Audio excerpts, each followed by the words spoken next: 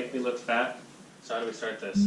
We wanted to create a YouTube video because we had been posting for quite a while, and then we just completely stopped posting YouTube videos because we got super caught up building other stuff. Things have been extremely busy around here. We have built a couple of cars, one for Danny's girlfriend Kaylee, who's watching, and we also put one together for Cy, which needs a little bit of finishing up over right there. Kind of hard to get outside sometimes when it's 115 outside. Seriously.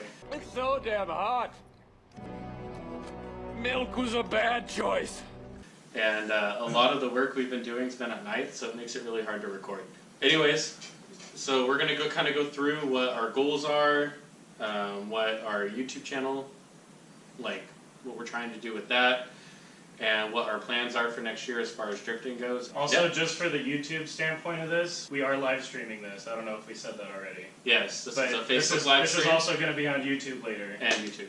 So it's kind of both in one shot here. But yeah, so how are we going to start? It's kind of a hard thing to start talking about. Yeah. I guess just start off talking about why we built the cars. I think a lot of people already know that. Maybe you could start off talking about why you're into it. Yeah, for me, drifting became an opportunity to get out, go new places, meet new people, learn a new skill, and it was something I absolutely fell in love with. I've always loved the off-roading world, as a lot of people who have known me for a longer period of time knew that I was into Jeeps and Toyotas. It's something I'm still very passionate about and something that I do love.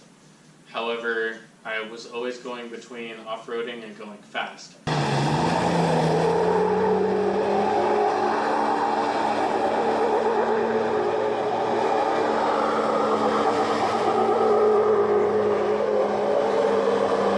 So drifting was kind of that middle ground, and what I mean by that is when you're out off-roading, everybody's out there having a good time, helping each other out. It's not as competitive. In my eyes, drifting was kind of the off-roading of the car community, and that's why I fell in love with it. I loved the people, I loved the events, so I wanted to progress on my car. At the time when I got into drifting, I just had a little single cab short bed Toyota Tacoma, and then I got back into BMWs, which is something I had previously known a decent amount about. I wanted to build a car that would allow me to travel and go places and meet new people, and also just get more friends into it.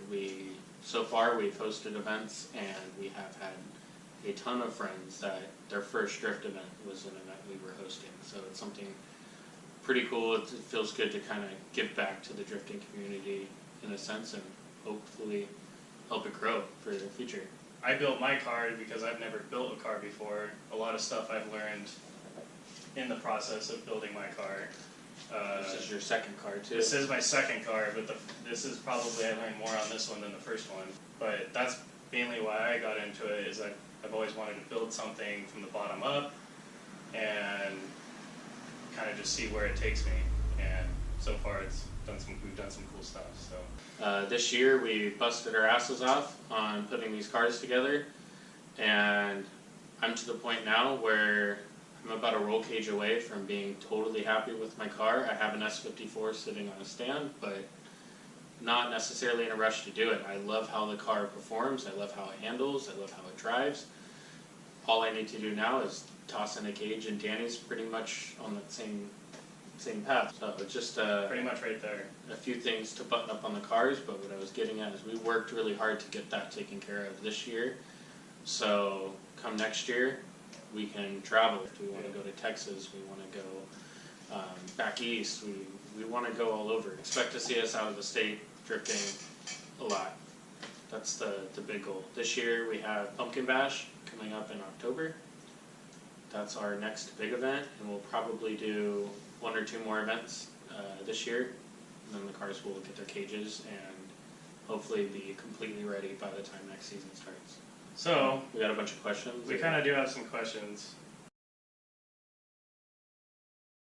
Okay, so that brings me up to something. I guess that question's kind of asking how many of us are there in the group that goes drifting or as a team.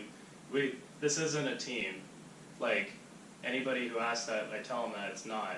Anybody can be a part of what we're doing. That's what we're trying to promote. It's an idea that we can all get together, go drifting, have fun, and all do it in a way that's affordable, I guess, if you will, or with more doing people. it in a sense that the more people that are around, the more we're able to help each other out and get there and get it done and just have the time of our lives. Like, it's all about the experiences. It's all about the people we meet. So I guess to answer that question, come join us. Seriously, anybody can be here. Anybody can come have fun with us. So we stick to grassroots. Mainly because we find more enjoyment out of it, I guess, if you will. We don't like getting into the competitive side of things. Competing's fun. We might do it someday. It's just not really what we're in it for. We're in it for, like we said earlier, the meeting people, going places, traveling, experiencing things, just enjoying the cars, meeting other people, enjoying their cars. Like, that's more what it's about for us. The competition side of things is great and all, and like I said, we probably do it at some point. It's fun to do at bash events too. Yeah. Hop in the Team Tandem. Obviously, yeah, the Team As Tandem Jake comps, knows. yeah, those are always fun because they're always just super chill. Nobody's actually competing. It's just kind of like pushing each other, like competing against each other, your peers. That's fun. Yeah. You know, but you're not like trying to necessarily reach a goal, I guess, if you will. Like, you're not trying to be better than the other person, but you're just trying to push the You're other just people. out there having fun. Why limit yourself only to California? There is plenty of great tracks in California. There's a lot of great drivers in California. This is like our excuse to travel.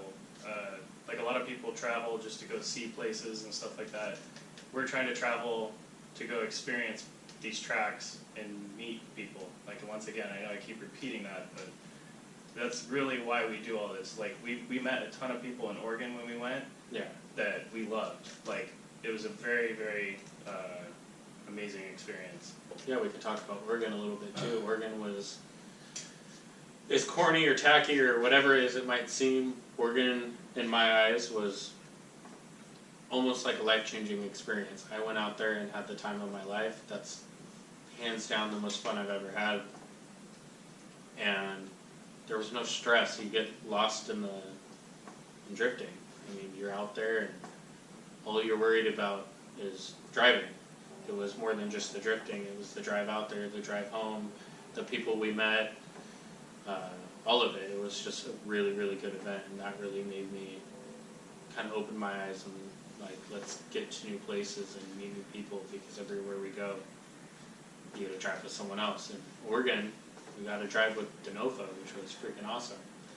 So, yeah, I have to say, driving with Denofa was like a big part of that event, and just for me at least, was being there with a pro driver who's there doing the same thing we're doing. He's not out there trying to compete. He's not out there necessarily trying to show anybody up, and he's out there in an E36 that's like stuck. Yeah, and he's right there drifting with everyone else and just laughing, having fun, like giving each other thumbs up, high fives, like good job. Nobody's putting you down. Like that's what's cool about it all. That's what's cool about traveling. Because if you don't travel, you don't necessarily get out of that realm. You're there with the same people, which is great. You build yourself a little community with the same people if you stay in one spot and drift all the time.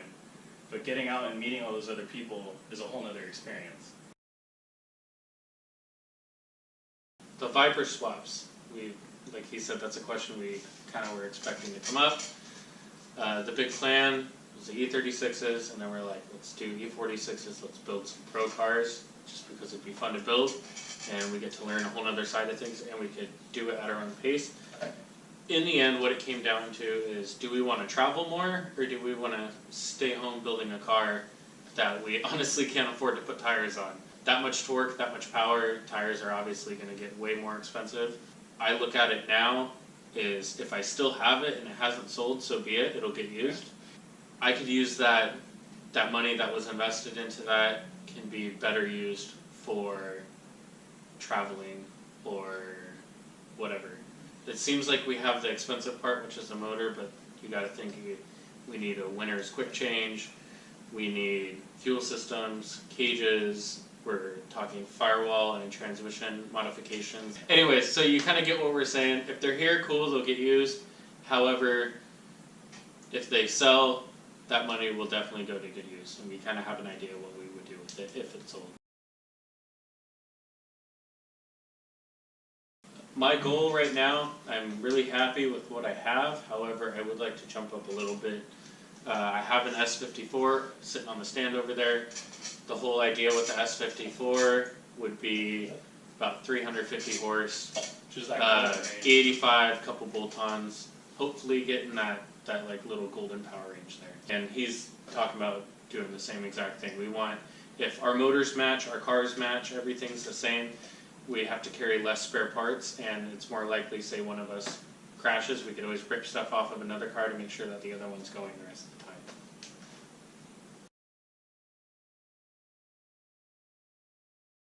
Oh yeah. I mean, obviously, like we talked about earlier, his kind of background, drag racing with his family, a little off-roading, quite a bit off-roading, really. Yeah. Growing up in the mountains, we naturally off-roaded our whole lives growing up. I'd like to do some time attack at some point. It would be something that down the road, if I have time, I'd like to get into it and just learn it. It's a whole nother animal compared to what we're doing here. It's just, everything's completely different. I would love to do time attack. However, I want to focus on making sure I have a good, solid drift car, because that's where my passion's at, and I don't want to get caught up building 5 or 6 cars to do all this stuff, because if I sit here and just focus on getting one done, then hopefully that one's great, and that one can take me places instead of sitting at home and have half of a drift car, half of an off-road buggy, half of a time attack car, half of a drag car, whatever it is. So trying to keep things simple is a big thing that I'm really trying to do too. And you know, if you really want to know what we're going to get into racing, dinghy derbies. Look it up on YouTube. Dinghy derbies. So, dinghy derbies, dude. Best, like that looks like the best kick in the pants ever. That's what we want to get into. Yeah.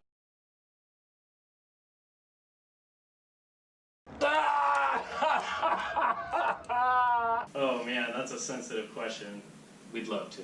So. Obviously, that's like always been a love thing. I've always. And I wanted think to it drift closes the end of this year. Does it close this year or early next year? It's the end of this year. We wanted to do a event. We wanted to do like 3 more events this year. One of them being Pumpkin Bash, so we were hoping for like Sonoma and Irwindale, because it's a smaller event that we can just kind of head out to, drive for a couple hours, and come back. So kind of the plan is that I'm going to go buy the tow rig, he's going to buy the trailer basically. That way it's kind of separate, if you will, in a sense, but we're going to share both. We always go to the same events anyways, right. So it only made sense. We're both, for a while there, we were both hustling, trying to get 2 trucks and 2 trailers and make all this happen. We're trying to get all of that contained so that we can tow ourselves and not worry about it. Pretty much. YouTube's kind of our next step, and that's with the traveling and everything. That's why we want to travel as well, as we want to film, we want to share the experiences, we want people to see what's out there.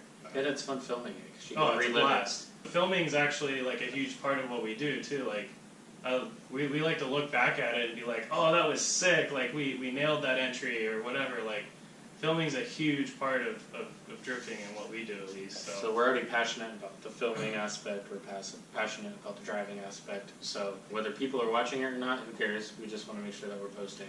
Just the progression too, like we've posted videos of us working on these when they were nothing. It was just a little shell. Like when I say shell, like a shell, like nothing was on it. There wasn't a bolt that didn't come off these cars at one point. So that's what's cool about the filming too, is you see that progression. I bought with my girlfriend. The both of us bought. I'm not the girlfriend. He pointed at me. No, I did this.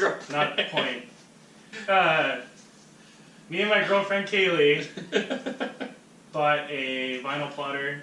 So any of the stickers you see on the side of his car, she cut all these out, plotted them, transferred them, did all that. Right before Bash, like the night before. Yeah, we seriously, left. the night before we did everything.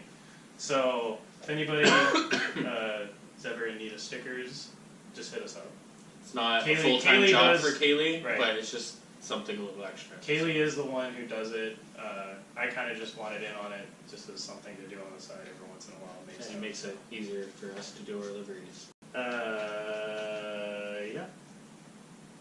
Great way to stay in shape. And it's a great way to stay in shape. Anything else you want to talk about? That we didn't talk about? The Mighty Maxes. Oh, we didn't really talk about the Mighty Maxes that much. I picked up my Mighty Max here in Fresno after driving all the way to Orville and Modesto. I guess I should have started off with that We way. drove to Sacramento to pick up Danny's, and I was supposed to get one the same day. However, we didn't find a second one that was nice enough to purchase. We have gone through the complete suspension on both of them. I just dropped mine. Danny's was already done. So now they drive straight. They're really nice. Everything is super cheap. We want to make a couple of videos on YouTube for the trucks because of how simple they are. It's a very good platform for anybody who wants to get into drifting or just having fun. People probably don't look at trucks as a good platform to get into drifting, but it gets you out on the track for dirt cheap. I am, I think, less than $1,500 into my truck, and if I welded the diff, I would take it out on the track in a heartbeat. Or for a daily driver, I mean, we're talking manual windows, manual locks. The whole truck has like 3 or 4 relays on the thing, and that's it. And the more money you save on your daily driver, the more money you have for drifting. Yep, exactly. That's pretty much it. One of the other cool little perks of a little drift truck, you know, I think a lot of people think about it. You literally can throw the tires, tools, jack, sleeping gear, food, everything in the truck. We went packed with the Tacoma. I mean, barbecue, tents, sleeping bags, chairs, ice chests. That was the propane first drift tanks, event too. Tools, tires, jacks. I mean, you throw everything in there. You don't have to worry about getting out there. And with a leaf sprung live axle in the back, obviously it's not ideal for drifting. There's plenty of people that do it and don't have a problem. But with that simple of a setup in the back, it's just less stuff to break. Same with the front. It's very, very simple. There's not a whole lot to break up there. So it's kind of a cool, cheap way to get into it. Basically, that breaks down why we got them. That's our reasoning. And they're, like you said, they're so cheap that it allows for our money to kind of keep flowing into our track cars and traveling and stuff like that. Are we about it on questions? Should we just walk around the cars on the live stream? How many people we got watching? 10 people now. Okay, cool. It We'll walk was around up the to cars. 25. We'll kill the YouTube video. My ass is asleep. Hey everyone, thanks for watching this update video. We're sorry if it was a little dry, but we wanted to get everyone caught up on what our goals are so that now we can get back to the good content that we have planned for the next few months. Thank you for watching our channel. We really, really appreciate it. And please like and subscribe. And always remember, work hard, drift harder.